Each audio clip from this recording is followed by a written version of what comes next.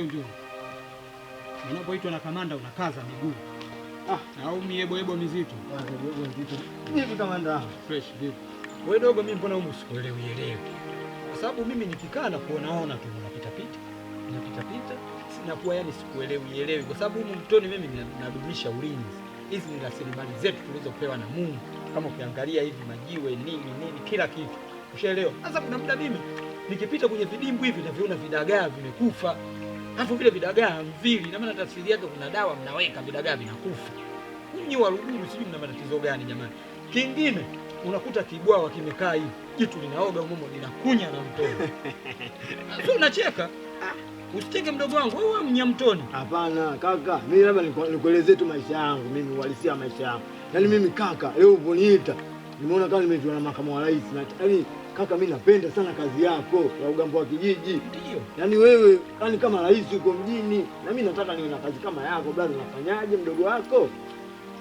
Yaani unaongea kitu kizuri sana. Sababu mimi jua mimi natamba hapa kijijini. Naona, naona.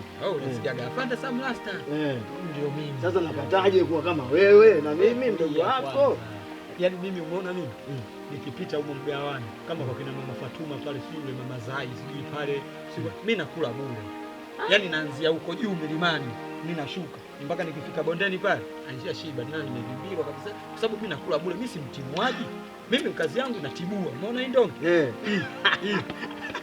Na bwana natibua vyombo, mimi napiga mateke, migahawa sio nimekuta minini ya nyanya sio timua hata msimu jua kali mimi nasema kuna kipindupindu. Una kipimo una. Sasa tafsiri yake ni kwamba wewe unataka kazi hii ndugu yangu.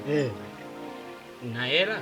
Hela shilingi ngapi ndio useme kaka? Hela sio kitu kwenye ufalme. Mimi nataka ufalme na mimi kama wewe. Bala kuna vitu viwili. Cha kwanza uwe mshirikina. Uipata hii kazi.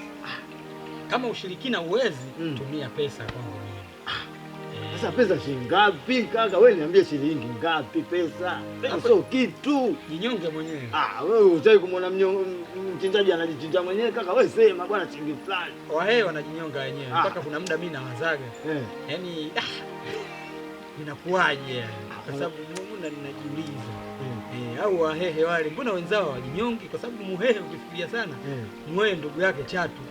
Kwa sababu mwehe chatu anapenda mbwa huyo. Mpaka mimi najiulizaga au wahehe nao chatu. Tafsiri yao sababu wanakula mbwa. Hapo nimekutoa sasa. Sikiliza bwana, tuingie kwenye mada bwana, usika bwana kaka. Kaka mimi nataka kuvaa gwanda ili kaka na buti na lungu na mimi nitambe. Njoo pale kwenye ofisi.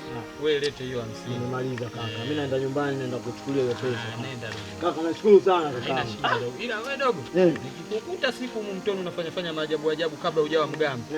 Tutagombana sana. Mimi sasa kaka tunakuletea hela ndio nakuja kuwa mgambo kaka tena. Kuwa mgambo. Si kesho? Unaita sana. Naleta leo, zaidi kesho mbona mbali kaka? Basi haina shida. Kesho wewe mgambo.